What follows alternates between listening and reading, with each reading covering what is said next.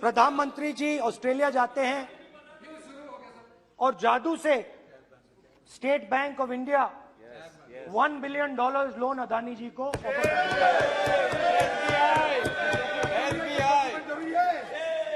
Sir, इसका भी document जरूरी है क्या, बताओ। मोदी जी आपका सरकार की बात है। अधीर प्लीज। उसके बाद मैं उदाहरण दे रहा हूं, पूरी दुनिया में मोदी जी जाते हैं, घूमते हैं, तो मैं बता देता हूं क्या होता है वहां पे।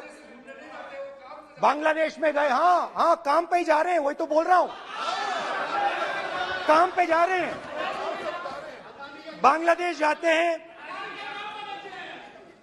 मोदी जी की पहली ट्रिप होती है बांग्लादेश में। वहां पे बांग्लादेश को इलेक्ट्रिसिटी बेचने का डिसीजन लिया जाता है। कुछ ही दिन बाद बांग्लादेश पावर डेवलपमेंट बोर्ड 25 साल का कॉन्ट्रैक्ट अदानी जी के साथ साइन कर देता है। 1500 मेगावाट इलेक्ट्रिसिटी का कॉन्ट्रैक्ट अदानी जी। चलिए वहां से श्रीलंका चलते हैं।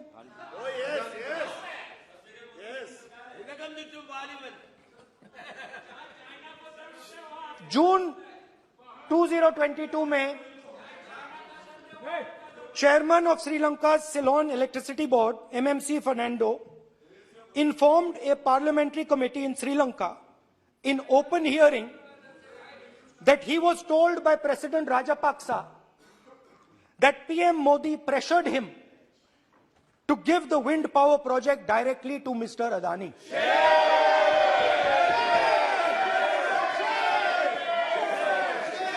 मतलब श्रीलंका इलेक्ट्रिसिटी बोर्ड के चेयरमैन कहते हैं कि उन्होंने राजापाक्सा जी ने कहा कि हिंदुस्तान के प्रधानमंत्री ने उनको कहा है कि ये विंड पावर का प्रोजेक्ट है, ये अदानी जी को देना है। तो ये रही आपकी फॉरेन पॉलिसी। ये हिंदुस्तान की फॉरेन पॉलिसी नहीं है, ये अदानी जी की फॉरेन पॉलिसी है, उनके बिजनेसेस बनाने की फॉरेन पॉलिसी है। 2022 में अदानी जी अनाउंस करते हैं कि वो $50 बिलियन इन्वेस्ट करेंगे to build the world's largest green hydrogen ecosystem.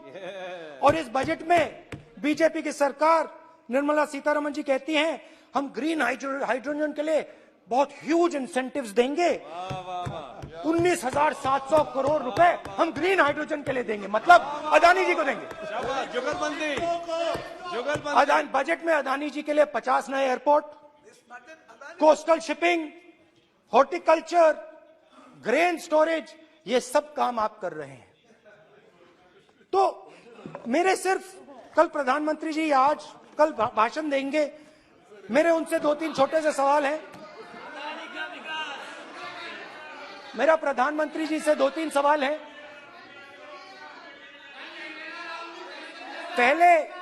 पहले अदानी जी के हवाई जहाज में मोदी जी जाते थे, अब मोदी जी के हवाई जहाज में अदानी जी जाते हैं।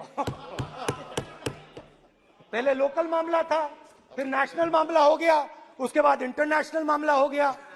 अदानी जी के लिए बोरिस जॉनसन का बेटा काम करता है, आपको पता नहीं मालूम है या नहीं मालूम? भाई सॉरी, नहीं बेटा भी, भाई काम करता है। तो ये मामला पहले गुजरात का मामला था, फिर ये हिंदुस्तान का मामला हुआ, अब ये इंटरनेशनल मामला हो गया है। तो मेरा सवाल प्रधानमंत्री जी से, और सिंपल सवाल है, प्रधानमंत्री जी आपकी फॉरेन ट्रिप्स पे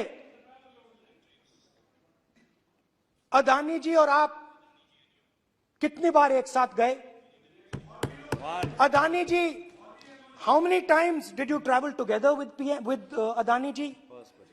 How many times did Adani ji join you later on a visit? How many times did Adani ji travel to a country immediately after you did? And in how many of these countries after you visited did Adani ji get a contract? माननीय अध्यक्ष जी, निराशा में डूबे हुए कुछ लोग इस देश की प्रगति को स्वीकार ही नहीं कर पा रहे हैं। उन्हें भारत के लोगों की उपलब्धियां नहीं दिखती है। अरे 140 करोड़ देशवासियों के पुरुषार्थ और प्रयास का परिणाम है, जिसके कारण आज दुनिया में डंका बजना शुरू हुआ है। उन्हें भारत के लोगों के पुरुषार्थ और परिश्रम से प्राप्त उपलब्धियां उनको नजर नहीं आ रही हैं। माननीय अध्यक्ष जी, पिछले 9 वर्ष में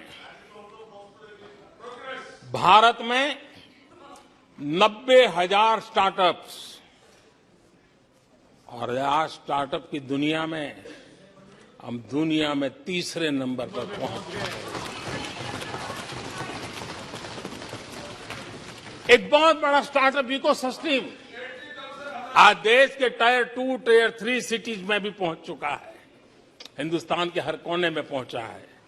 भारत के युवा सामर्थ्य की पहचान बनता जा रहा है। माननीय अध्यक्ष जी, इतने कम समय में और कोरोना के विकट कालखंड में 108 यूनिकॉर्न बने हैं, और एक यूनिकॉर्न का मतलब होता है उसकी वैल्यू 6-7 हजार करोड़ से ज्यादा होती है। ये इस देश के नौजवानों ने करके दिखाया। कुछ लोग ऐसे निराशा में डूबे हैं, ऐसे निराशा में डूबे हैं। काका हाथरसी ने एक बड़ी मजेदार बात कही थी।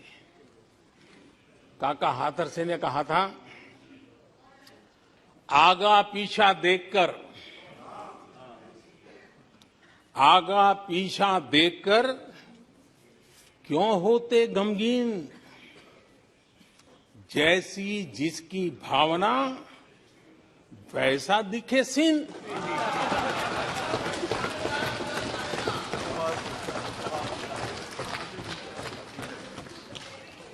आदरणीय अध्यक्ष जी, आखिर ये निराशा भी ऐसे नहीं आई है।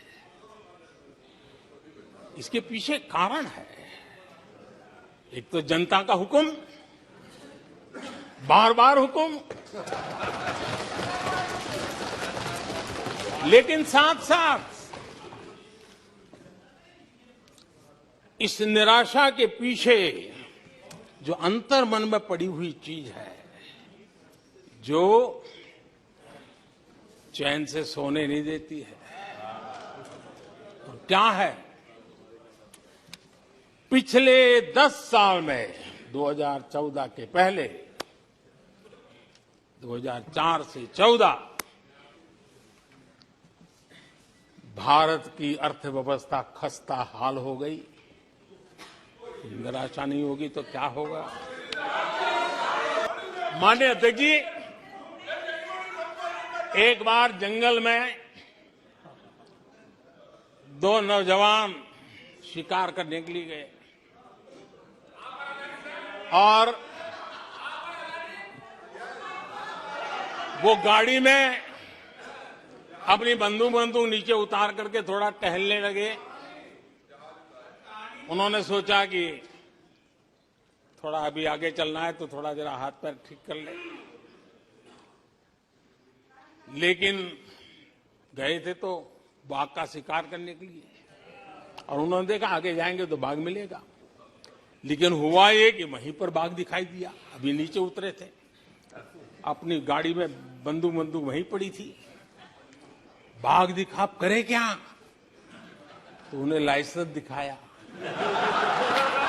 कि मेरे पास बंदूक का लाइसेंस है।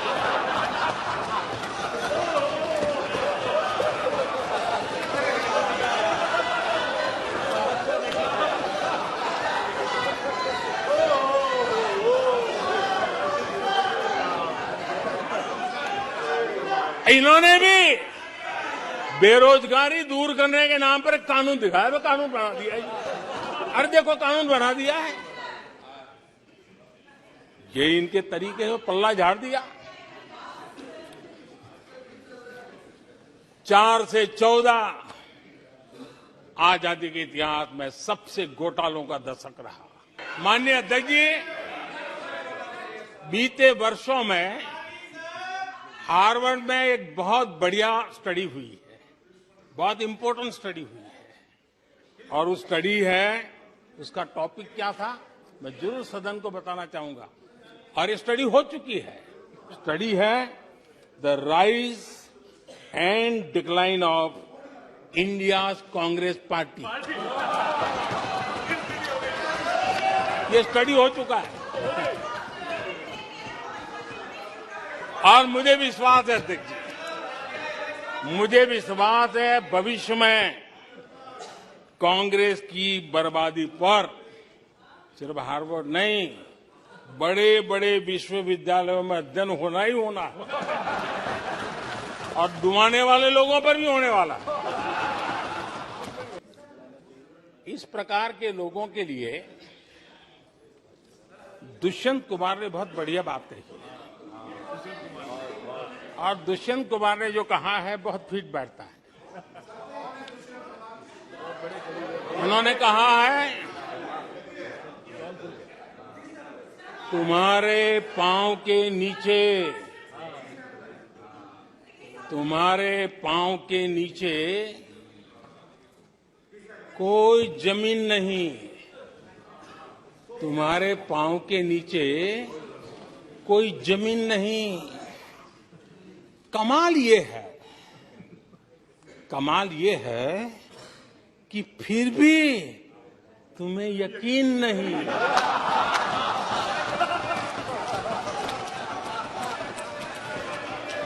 माननीय अध्यक्ष जी,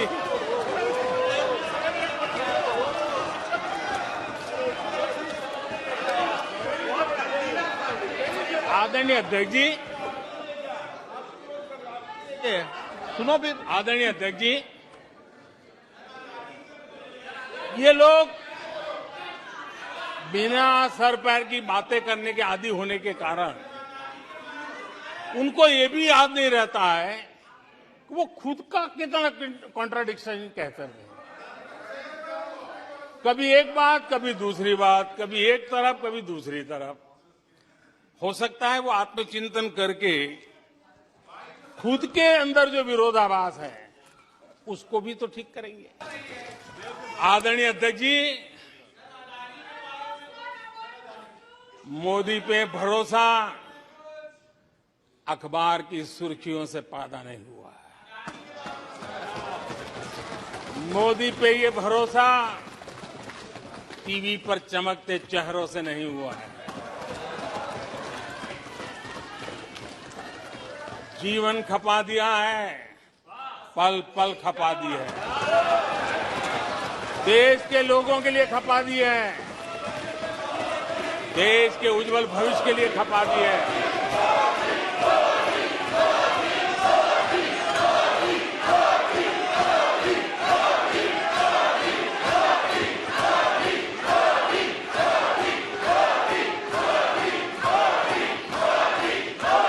आदरणीय अध्यक्ष जी,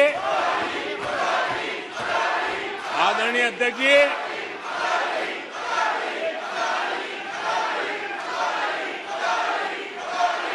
आदरणीय अध्यक्ष जी,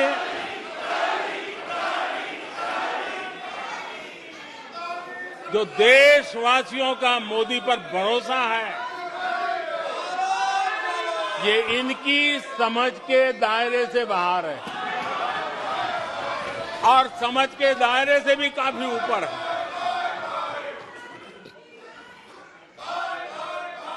क्या ये झूठे आरोप लगाने वालों पर मुफ्त राशन प्राप्त करने वाले मेरे देश के 80 करोड़ देशवासी क्या कभी उन पर भरोसा करेंगे क्या? आदरणीय अध्यक्ष जी, one nation one ration card देश भर में कहीं पर भी गरीब से गरीब को भी जब राशन मिल जाता है, वो आपकी झूठी बातों पर, आपके गलत गलीच आरोपों पर कैसे भरोसा करेगा? आदरणीय अध्यक्ष जी, जिस किसान के खाते में साल में 3 बार पीएम किसान सम्मान निधि के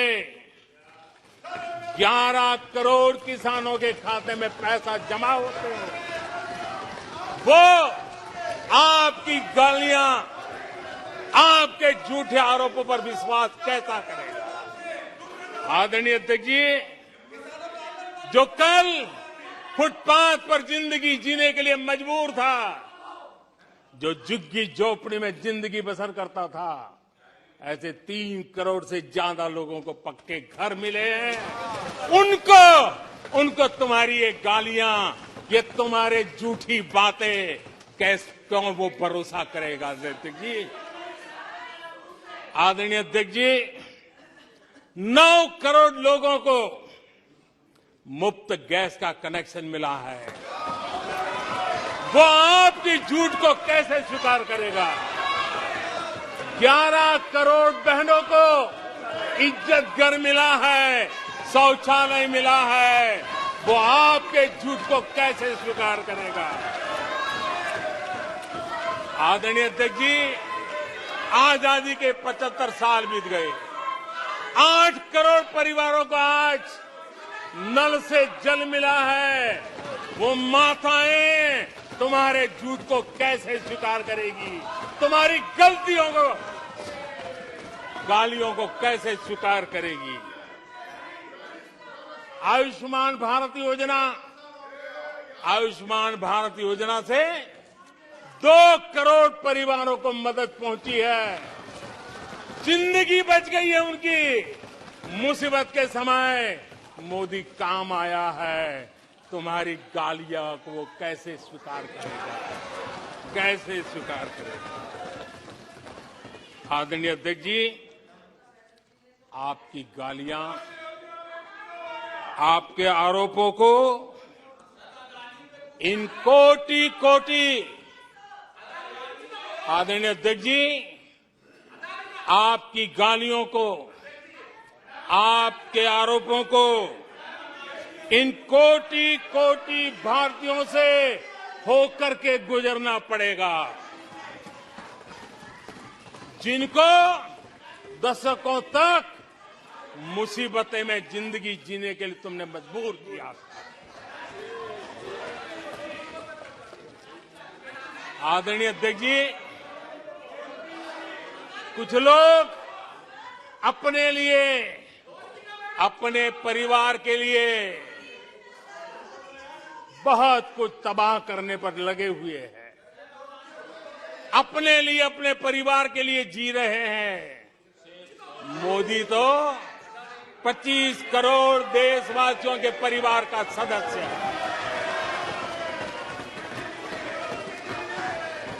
आदरणीय अध्यक्ष जी, 140 करोड़ देशवासियों के आशीर्वाद, ये मेरा सबसे बड़ा सुरक्षा कवच है, और गालियों के शस्त्र से, झूठ के शस्त्रास्त्रों से इस सुरक्षा कवच को कभी तुम भेद नहीं सकते हो। वो विश्वास का सुरक्षा कवच है, और इन शस्त्रों से तुम कभी भेद नहीं सकते हो।